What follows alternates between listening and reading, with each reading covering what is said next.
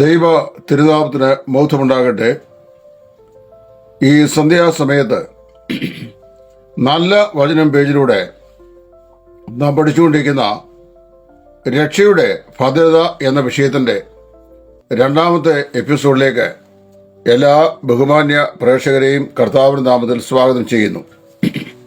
കഴിഞ്ഞ ഒന്നാമത്തെ എപ്പിസോഡിൽ രക്ഷ ദൈവകൃപയിൽ അടിസ്ഥാനപ്പെട്ടിരിക്കുന്ന ഒന്നാണ് എന്ന് നാം ചിന്തിക്കുകയുണ്ടായി.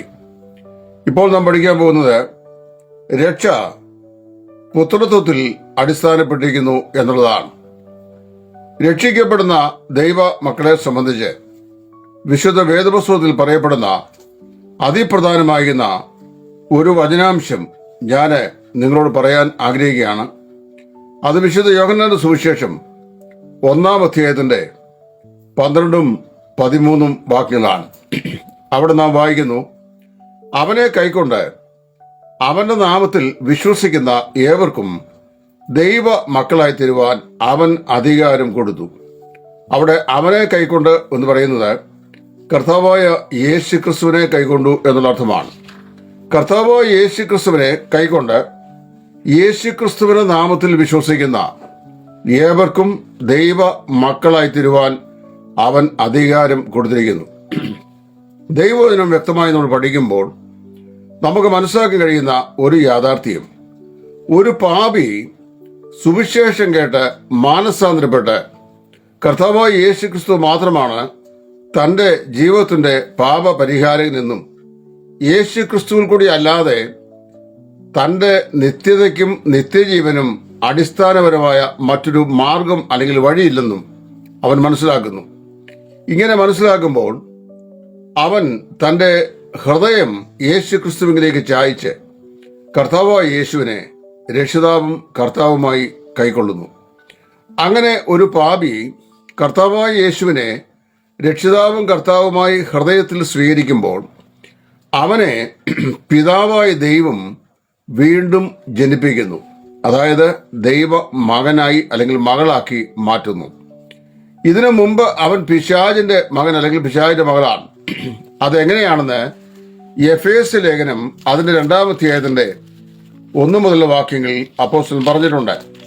അവിടെ പറയുമ്പോൾ പൗലോസ് പറയുകയാണ്, മുമ്പേ നിങ്ങൾ ഈ ലോകത്തിന്റെ കാലഗതിയെയും അനുസരണക്കേടിന്റെ മക്കളിൽ ഇപ്പോൾ വ്യാപരിക്കുന്ന ആത്മാവിനും അധിപതിയായവരെയും അനുസരിച്ച് നടന്ന് അവരുടെ ഇടയിൽ നാം എല്ലാവരും മുമ്പേ നമ്മുടെ ജഡമോഹങ്ങളിൽ നടന്ന് ജഡത്തിനും മനോവികാരങ്ങൾക്കും ഇഷ്ടമായത് ചെയ്തുകൊണ്ട് മറ്റുള്ളവരാൽ പ്രകൃതിയാൽ കോപത്തിന്റെ മക്കളായിരുന്നു.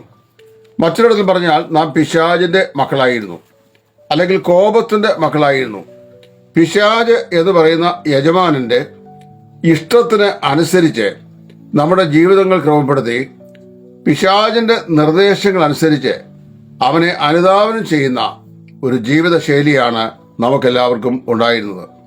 എന്നാൽ കർത്താവായ യേശു ക്രിസ്തുവിൽ വിശ്വസിച്ചപ്പോൾ ദൈവം നമ്മെ വീണ്ടും ജനിപ്പിച്ച് ദൈവത്തിന്റെ മക്കളാക്കി മാറ്റി.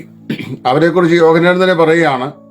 യോഹന്നാന്റെ സുവിശേഷം 1-ാം അധ്യായം 13-ാം വാക്യം, അവർ ജഡത്തിൽ നിന്നല്ല, പുരുഷന്റെ ഇഷ്ടത്താലല്ല, രക്തത്താലുമല്ല, ദൈവത്തിൽ നിന്നത്രേ വീണ്ടും ജനിച്ചത് എന്ന് പറഞ്ഞു കഴിഞ്ഞാൽ, ഈ ഭൂമിയിൽ നമ്മൾ ജനിച്ച് ജീവിക്കുമ്പോൾ നമ്മുടെ ലൗകികമായ ജനനത്തിന് ഒരാരംഭമുണ്ട്.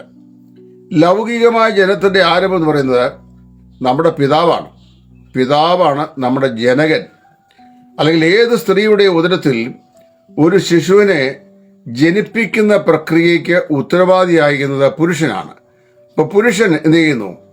ഒരു ശിശുവിന് ജന്മം കൊടുക്കുന്നു. അതുകൊണ്ടാണ് പിതാവ് അല്ലെങ്കിൽ ജനകൻ എന്ന നിലയിൽ നാം ഈ പിതാവിനെ സംബോധന ചെയ്യുന്നത്. അങ്ങനെ പുരുഷന്റെ ബീജം സ്ത്രീയുടെ പക്വം പ്രാപിച്ച ഒരണ്ടവുമായി സംയോജിച്ചാണ് ആദ്യത്തെ ജീവൻ എന്ന് പറയുന്ന സൈഗോട്ട് ഉൽപ്പാദിപ്പിക്കപ്പെടുന്നത്.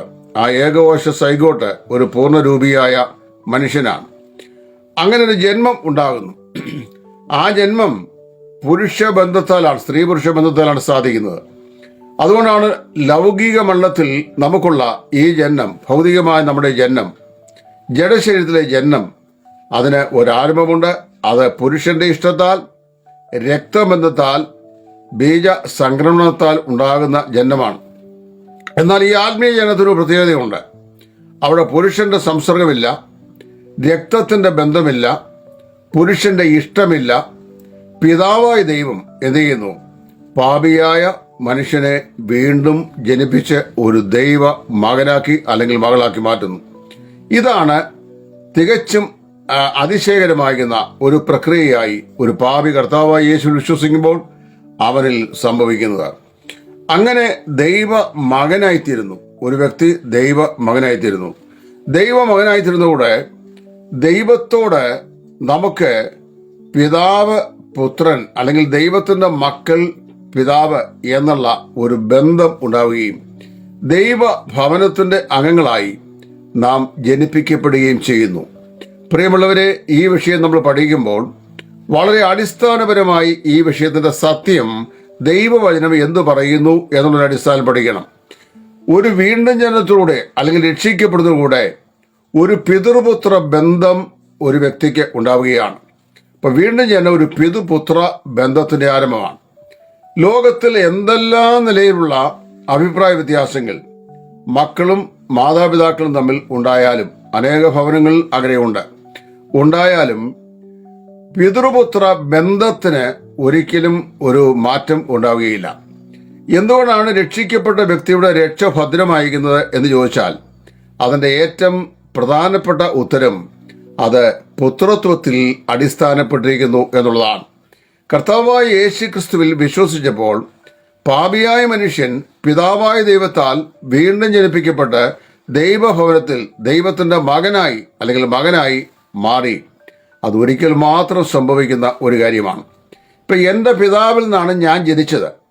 എൻ്റെ പിതാവ് അദ്ദേഹത്തിന്റെ പിതാവിൽ നിന്നും. അപ്പോൾ എൻ്റെ പിതാവിൽ നിന്ന് ഞാൻ ജനിച്ചിരിക്കാൻ ഇപ്പൊ എന്നെ കാണുന്നവർ എൻ്റെ പിതാവിനെ കണ്ടവർക്കറിയാം, എൻ്റെ പിതാവിനെ പോലെ തന്നെയാണ് ഞാനും ഇരിക്കുന്നത്. അപ്പോ ആകെയുള്ള വ്യത്യാസം, പിതാവ് നല്ല വൈറ്റ് കോംപ്ലക്ഷൻ ആയിരുന്നു, ഞാൻ ഒരു ഡാർക്ക് ആൻഡ് വൈറ്റ് ആണ്. എന്ന് പറഞ്ഞാൽ വൈറ്റും ബ്ലാക്കും ഉള്ള ഒരു ഇരുനിറമുള്ള മനുഷ്യനാണ്. എന്നാൽ അതല്ലാതെ മറ്റു കാര്യങ്ങളിലെല്ലാം ഫേഷ്യൽ ഐഡന്റിറ്റി, കൈയുടെയും കാലിൻ്റെയും പ്രകൃതി, മൂക്ക്, ചെവി, ഇങ്ങനെയുള്ള എല്ലാ സംവിധാനങ്ങളും എല്ലാ അപ്പിയറൻസും എൻ്റെ പിതാവിനോട് മോസ്റ്റ് ഐഡന്റിക്കലാണ്. ഇപ്പം എൻ്റെ ഇളയ മകനുമാണ് ഞാൻ. ഇപ്പം എൻ്റെ അപ്പനിൽ നിന്ന് ഞാൻ ജനിച്ചതുകൊണ്ട് എനിക്ക് ലോകത്തിൽ ഭൗതികമായി പറഞ്ഞാൽ ഒരൊറ്റ പിതാവ് മാത്രമേ ഉള്ളൂ. പൗലോസ് കൊരിന്ത്യരോട് പറയുമ്പോൾ നിങ്ങൾക്ക് ഗുരുക്കന്മാർ ഏറെ ഉണ്ട്. കൊരിന്ത്യയിലെ ആളുകൾ പറയുകയാണ്, നിങ്ങൾക്ക് ഗുരുക്കന്മാർ അപ്പല്ലോസ്, പൗലൂസ്, കേഫാവ്, ഇങ്ങനെ തുടങ്ങി നിരവധി ഗുരുക്കന്മാരുണ്ട്. നിങ്ങൾക്ക് ക്രിസ്തുവേശുവിൽ 10,000 ഗുരുക്കന്മാരുണ്ടെങ്കിലും പിതാക്കന്മാർ ഏറെയില്ല, ഒരുവനേ ഉള്ളൂ. ഞാനത്രേ സുവിശേഷത്താൽ നിങ്ങളെ വീണ്ടും ജനിപ്പിച്ചത്. കൊരിന്തിലെ വിശ്വാസികളെ അവരുടെ പൂർവ്വകാല പാപാവസ്ഥയിൽ നിന്ന് കർത്താവായ യേശു ക്രിസ്തുവിന്റെ വിശ്വാസത്താൽ പിതാവായ ദൈവത്താൽ സുവിശേഷ നിമിത്തം വീണ്ടും ജനിക്കുവാൻ കാരണമായി ഭവിച്ചത് അപ്പോസ്തലനായ പൗലോസിന്റെ ശുശ്രൂഷയാണ്.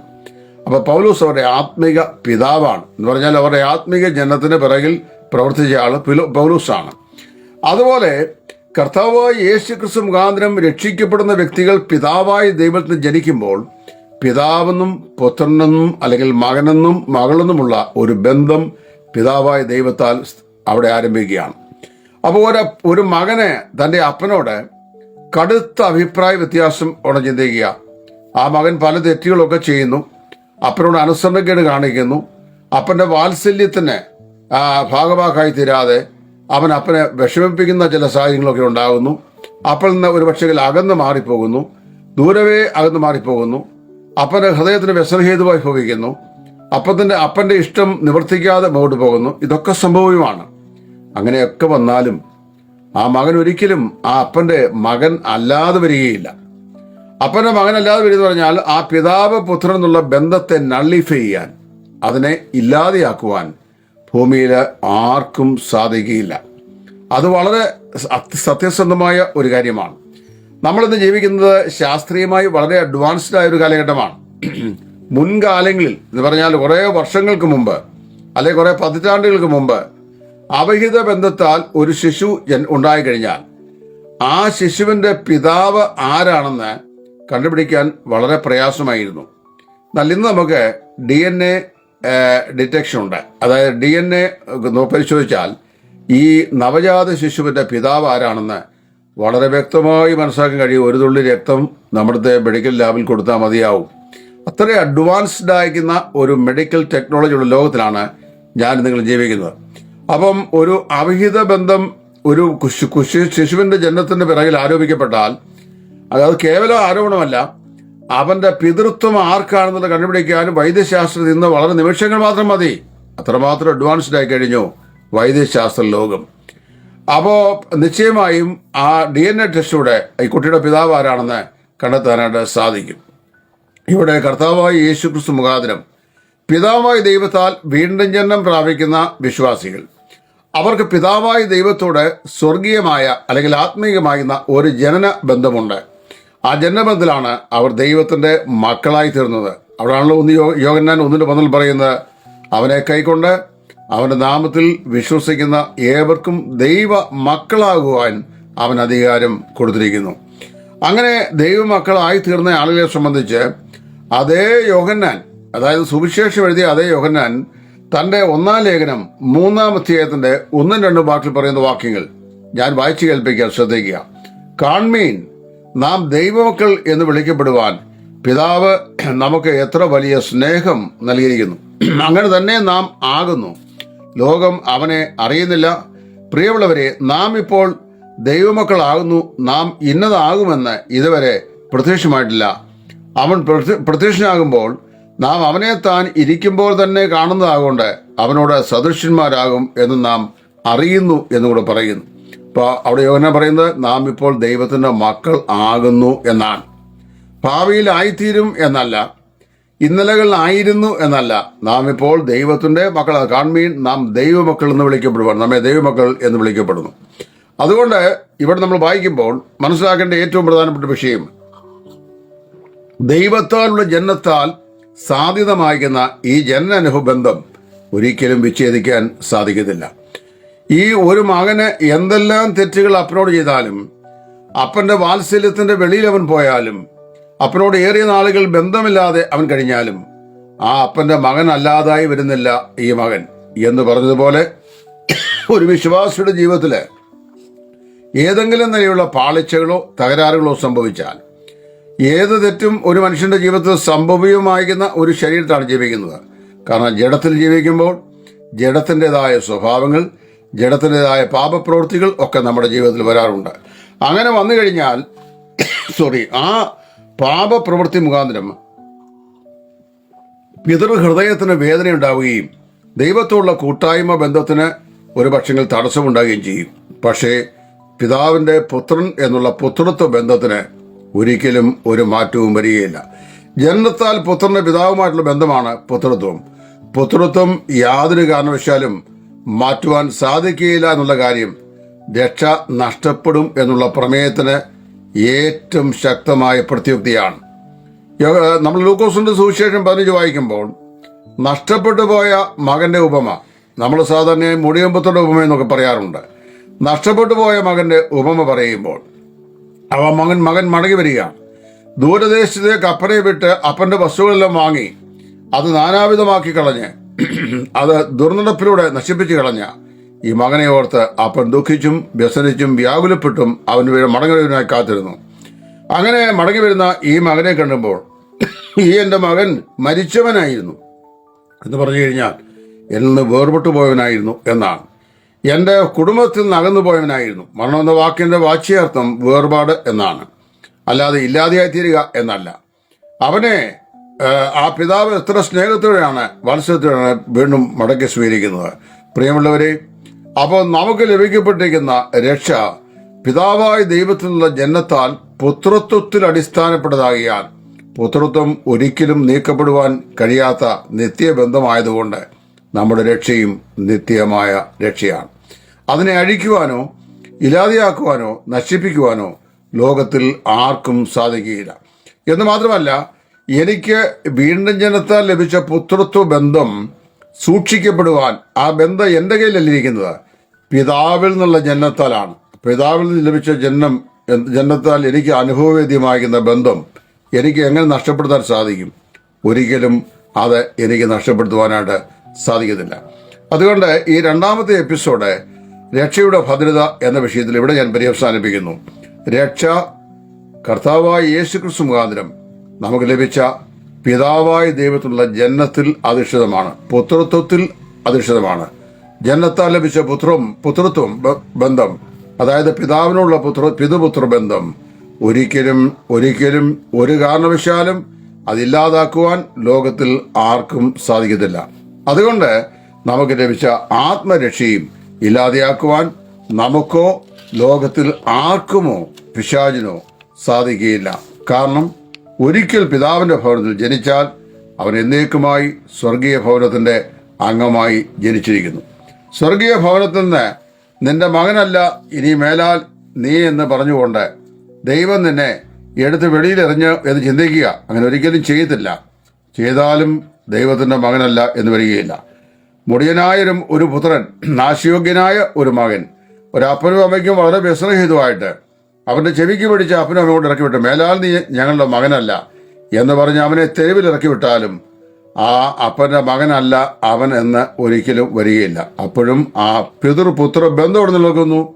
പിതാവും അവനുമായിട്ടുള്ള വാത്സല്യമോ അല്ലെങ്കിൽ ഫെലോഷിപ്പോ മാത്രമേ നഷ്ടപ്പെടുന്നുള്ളൂ. ഇതാണ് രക്ഷാശാസ്ത്രം സംബന്ധിച്ച്, രക്ഷയുടെ ഭദ്രത സംബന്ധിച്ച് വിശുദ്ധ തിരുവെഴുത്ത് പഠിപ്പിക്കുന്ന ഏറ്റവും നിർമ്മലമാകുന്ന സത്യം. ഇത് മനസ്സിലാക്കുവാൻ ദൈവത്തിന്റെ പരിശുദ്ധാത്മാവ് നിങ്ങൾക്ക് ഏവർക്കും കൃപ നൽകട്ടെ എന്ന് പ്രാർത്ഥിക്കുന്നു. ദൈവനാമം എന്നേക്കും മഹത്വപ്പെടുമാറാകട്ടെ. ആമേൻ. സ്തോത്രം.